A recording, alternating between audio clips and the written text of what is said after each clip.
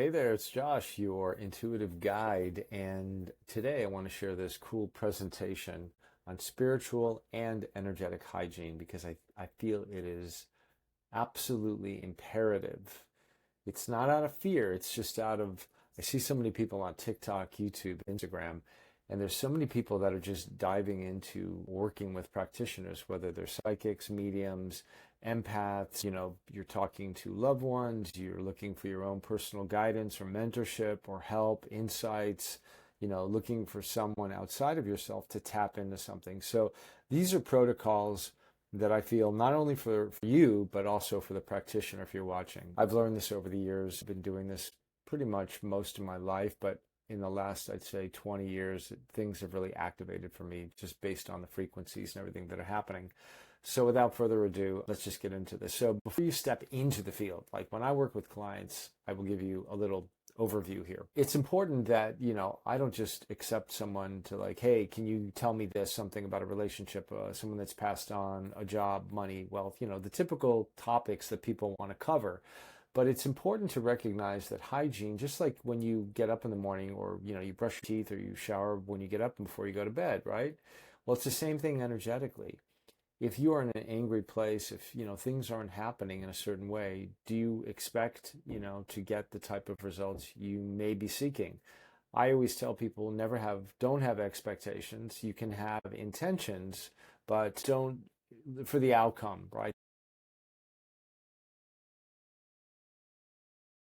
Okay, you wouldn't visit a massage therapist, right? Covered in mud, right? Person say, hey, you're dirty, can't work on for the client. For the practitioner, especially if they're super in energy, it's important to activate these protocols. So if it's something you've never considered, consider this just an offering for consideration, okay? The signal, what you carry in shapes what comes through, okay?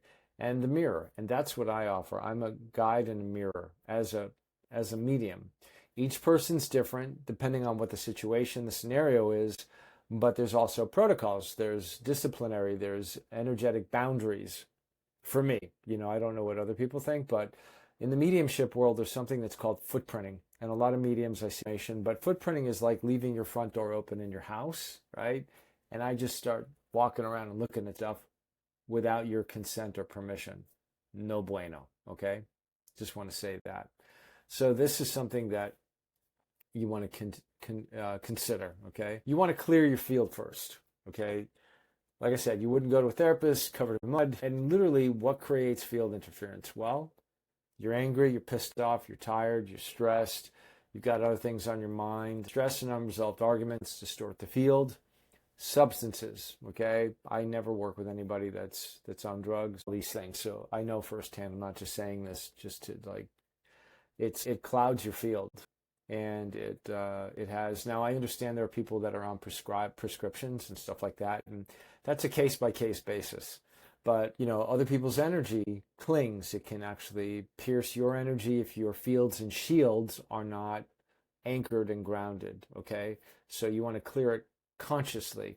Yes, there's a lot of methods, and no, I would particularly use for clearing. Also, static from these things, screens, tablets, TVs, if you're in your car, if you're in a newer car, man, you are in a soup of electromagnetic fields, especially if you've got an electric car or a hybrid. You've got Bluetooth, cloud technology, all kinds of stuff, and you're in a Faraday cage. So all that stuff is swarming around your own body. Are the practitioner and you're driving around in those vehicles or things, you need to ground before you work with your client. You owe it to your client, to me, in my impression and idea. You owe it to your client to be completely present, grounded, and there for them because they are seeking your counsel and guidance. And you, to me, need to be in a state of complete groundedness. You need to be present. If you had a client and you got really messed up or you got depleted and you have a client following in the next, say, half hour, 30 minutes, or even if you're booking people in a day, okay, that's it. That's my bandwidth, okay? You have to, I do a checkup from the neck up. All right, enough on that. Even excitement on. All right, so, the practitioner, you can smudge, you can use, sage is okay. It does have a relatively small calming effect, but if you're dealing with something more practices that you can do that I would recommend, but that's not here. That's just something to put out in the field. Breathe, meditate, shower, pray, um, whatever, just fascia. The fascia is your bioelectric circuitry. It actually, if things are going on and you've got a lot of cortisol, adrenaline, norepinephrine, that contracts the fascia, that locks up things, tissue, liquid in their physiology. Okay. Client, avoid heavy arguments, substances, and negative media 2 to 3 hours before a session. That's key. All right. So here I want to talk about audit your inputs and, literally what I mean by this. And I'm going to put this up. This will be, I think, attached. I'll put it in. I don't know if I can attach it on YouTube in the description, but I'll find a way to get it. Or if you want this slide share, I'm happy to send it to you. Field pollutants, right? News, peer media. Who hasn't seen enough of that lately? Toxic social feeds, draining conversations. People do this a lot. It's like the economics. This is going to crash. That's going to happen. Just drops your energy and your frequency. It just does. Okay. So violent or dark content, chronic complaint loops, there's just the victim, persecutor, rescuer. That's a whole other thing we can talk to. Field cleansers, prayer, meditation, just sunlight. Okay. AM sunlight is key. That UVB light spectrum does your hormones without spending thousands of dollars for bioidentical hormones and hormone therapy, not only as a guy, but with your lifestyle. I mean, I've gone into people's homes and I can pick up on energetic blockages and things that need to be taken care of or removed. Detergent cleansers, right? Music at a high frequency, not 440. And it's hard, even if you're on YouTube. Someone says it's 528 or 432. I doubt it. I don't have the tools or the technology. What do they call those? Those types of beats or musical notes that hit the subconscious and get you into a parasympathetic space. Okay. Silence and solitude, just being in nature, just chilling, getting away from all the electromagnetic smog and garbage. We're imbued with this stuff. Okay. Gratitude and appreciation. Can't say that enough. I'm grateful and I appreciate you even watching this, even if you do nothing with it, if we never meet or talk to one another, if you just go out into the world and you hire a practitioner, even for the practitioners, and you get a client, gratitude and appreciation toward them and vice versa. So I'm always with that every day. Intention, not agenda. Okay. This is key right here. With my clients, I tell them come with no expectations. Okay. And the reason for that is you can have an intention, but not an agenda. What it does is it contracts your energy, okay? It doesn't allow for the full expressing or whatever, extraneous oracle device, divination device that they're using. You just want to be clear, very clear, okay? Receiving, curiosity, already coming in, you're going to test. And this is something I really dislike, and I know a lot of practitioners hate it when, like, prove it to me, show to me. Like, I have nothing that I have to prove to anybody. I don't work with creator gods. I don't channel any disincarnate energy or entity. Strengthening and fortifying your own connection to source as source, okay?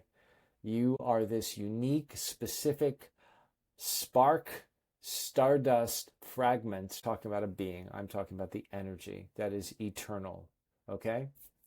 Just to be clear. So, you're looking for confirmation, control, block reception. The session reflects what you're ready to receive. It really does. And mirroring is what this is all about. I mirror things back to people. What I call trustimonials, okay? And these are clients I've worked with all over the globe, right? Male, female, different cultures. And it's just their response, their interactions, because everything is co-creative, all right? Okay, so let's go there. So next, 4, know your baseline. Without grounding, you arrive as an open, unprotected field, basically lunch meat. People that can read your fields really well, can do all kinds of things, and the practitioner may not even know if they've got something in their field that is reaching out to the other person. World of the unseen. And I don't know everything. I'm always learning, growing, and expanding. But I'm just sharing my experience of what I've been through and where I'm at now. And I want to put it out there for all of you, depending on whatever side of the fence you're on, whether you're the client, the practitioner, or just someone just interested. Walking, movement, connection, community. These are all things that are grounding. When we have connection with with animals, with nature, with another human being, okay, this raises your frequency. This eliminates what we call dis-ease, okay? Comfort equals chaos. Period. Meditation, even breaths in through the nose, out through the mouth. There's different types of breath work. You can review and look into that. Devotional practice. Now, I'm not into dogma or religion. So if you need to pray to some externalized being and, that's your personal choice, right? There was a saying that'll come to me, but literally I don't be subservient to it, that's it. So you either seek internal worship or external worship. Okay? I go with internal worthship. Just so you know. Time in nature, barefoot, we talked about that connecting. Journaling or stillness. Grounded, in most cases, equals protected. For the most part. There are other things that you can do to amplify and protect your fields.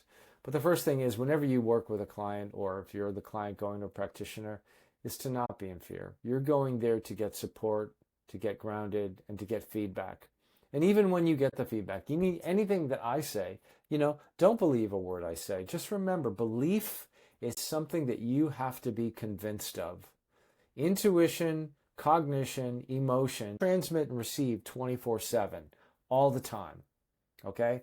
And so when you maximize the benefit and the outcome for you and for the practitioner. And when you have an awakening and you begin to get more awareness and expand, your everything, not only does that have an effect on the practitioner and you, but those connected. Okay? And in that moment, you may not have direct awareness of that, but it affects not just humans, it affects all life forms cosmically. All right? Okay. An ungrounded client is harder to read and harder to about why. What's your why? Why are you doing it? Your why and its frequency. Fear, right? Contracts the field. Grief needs gentle holding, support, compassion. Okay. Anger creates interference. Anger literally creates cortisol, if you don't already know that, and, endorphins. And it makes you completely acidic. It robs your energy, it opens your fields, and just, again, makes you vulnerable, okay? Validation seeking. Now, talking about your culture, your skin, what your job is, what your income is. Who are you? People that don't know who they are, and I went through this. I went through this for a long time. In my first, I'm just trying to relate this to you so you understand. In my first marriage, I was trying to define myself through my spouse at the time because I had no channel fully. I cannot say this enough.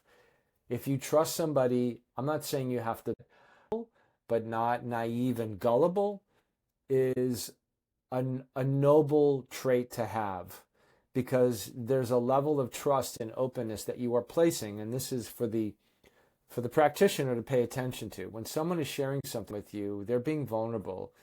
That is the greatest. That you take advantage of that is like that just, man, that steams my vegetables in every fucking possible way. Someone's coming to you and they're paying you money, hopefully, but whatever you're charging for that exchange of service, the thing is people think that they equate the dollar value to the outcome of what they're going to get, and it's not about that. It's not, I could get something in 2 seconds, but I could charge you $500. Value, it's cost versus investment. I just want to throw that into the mix of this conversation because I think it's important between client and practitioner. A lot of people get dollar value for what the information is going to get. If someone has a track record of helping, typically the client, and it can happen in 5 seconds, it can happen in 5 months or 5 years. There is no time. That's the illusion. Okay, enough of that. Okay, so curiosity and trust. Now, if you're eating McDonald's, Wendy's, crap food, junk food, drinking, person to work with, because I just call it as I see it. These things have a profound effect on your physiology and on your energy. It all starts with energy, my friends. Energy. If you have a physical issue, I'm going to throw this in there as well. I have 5 pillars that I look at physically. And if they do, it's the other 4 have never been addressed or looked at. Okay? So your physical state matters, but it matters as a result of the previous 4. Sleep, depleted, clean water. All of these things matter, not tap water, right? Movement, not just getting up and putting your clothes and moving. More movement than that, you know? It's like going out for a walk. Sometimes I have to convince myself. I sit here in front of the computer because I'm doing all types of social media. You know, I have this little device here, a little Pomodoro, there it is, clock. And, you know, I use this thing. This is great. So if you're someone that just gets stuck with stuff, like I turn this on and, you know, it sets a timer. Pay attention to it. That's part of my human experience. Movement, clean water. 7, mirroring. This is where we're coming up on a magician. And what you bring to the table and what they bring to the table, that's the alchemy, that's the chemistry that happens in that moment. And that moment is forever sacred. It's not like it's cookie cutter and you do the same thing each time. When I work with clients, I'm always deeply appreciative and fascinated of the session. And sometimes, like, I'll go remote. I do what's called bilocating or trilocating, meaning I can be present talking to you in real time here. And in my field of vision, I'll get an image or a scene that happened and I'll verbally express it to get, you know, it opens a file for somebody and all of a sudden something locks. Now that's happened on a handful of times, right? Over the many years I've been doing this. I don't go to, like, I work with a vertical collective, you could say a family of consciousness. I don't channel, okay? That's not something I do at all. But yeah, that's, where was I going with that? So, you know, yeah, the practitioner, but the below, right? If anything I'm sharing with you makes any sense or you have any questions or concerns or you don't agree with it, drop it, you know? Make it constructive. So yeah, what comes through reflects what you're ready to receive, literally. The practitioner holds space. It's literally like being in a sacred cosmic container where you are not coddled, but you are supported and nurtured, okay? Where you can be safe to release, transmute, transmigrate, and transfigure your energy and move into a space. Also is belief systems, okay? That's also BS.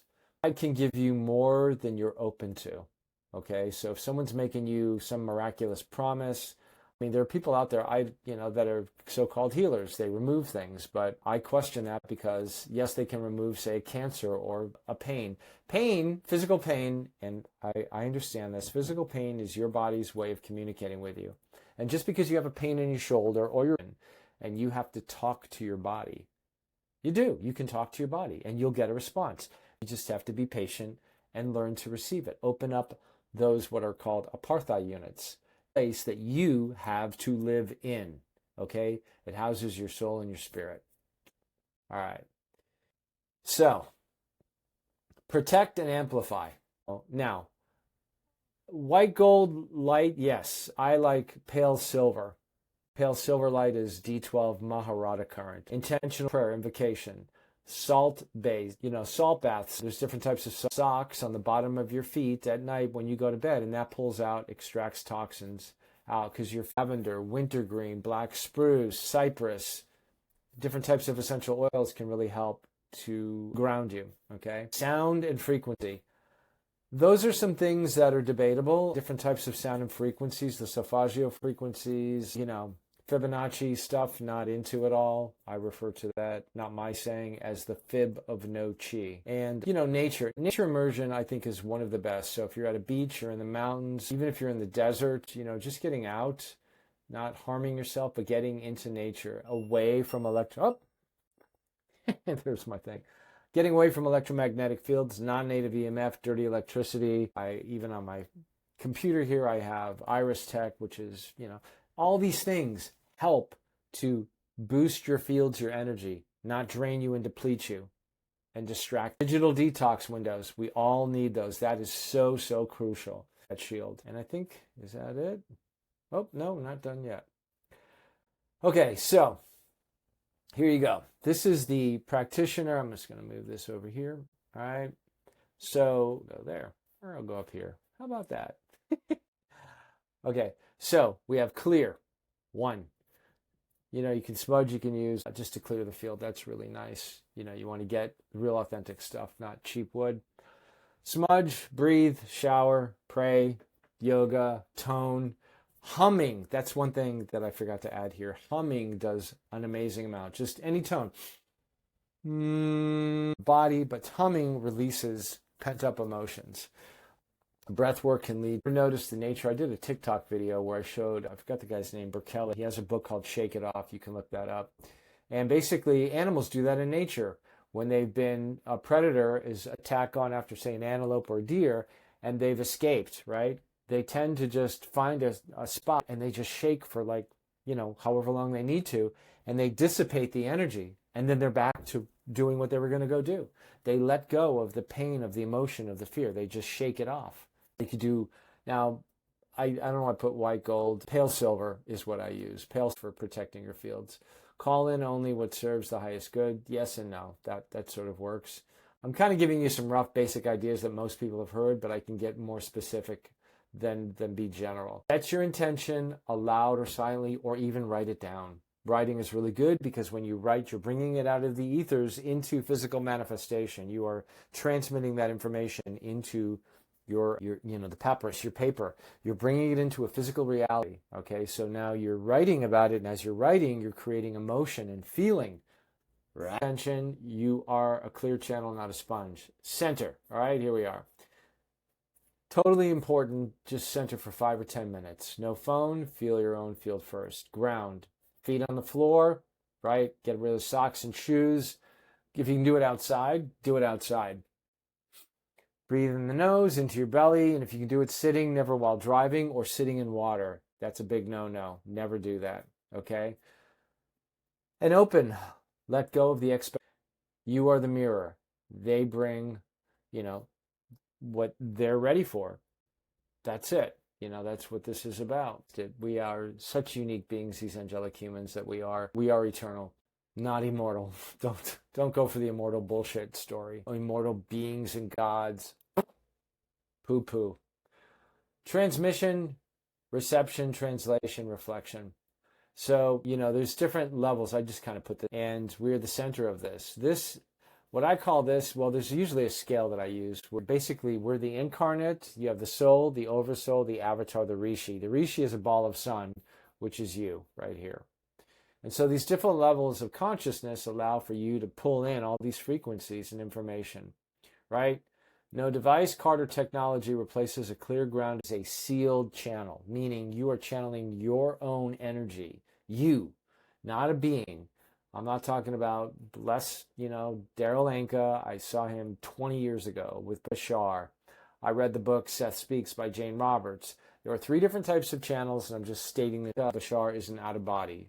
Jane Roberts, out-of-body. And what happens is you either have extraterrestrial, metaterrestrial, or a disincarnate soul that comes in and basically merges with your energetic template. This may all sound like woo-woo. Yes, I got my tinfoil hat, but that's me.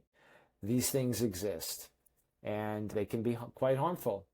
And the astral plane, you just have to pick your fights or your battles, pick your battles, and just know what your limitations are. Okay? So I think that's it. Is that it? 9 of 10? Where's my 10 slide? Oh, here we go. Do your part. There we are. Hygiene is a practice, not a one-time event. Avoid heavy substances 3 hours prior. Limit draining conversations pre-session. Set a clear intention the night before. Come curious, not desperate. Trust what comes through. Journal after. Anchor the insight. For you practitioners, you tarot card readers, you psychics, we have to clear our fields before every single session.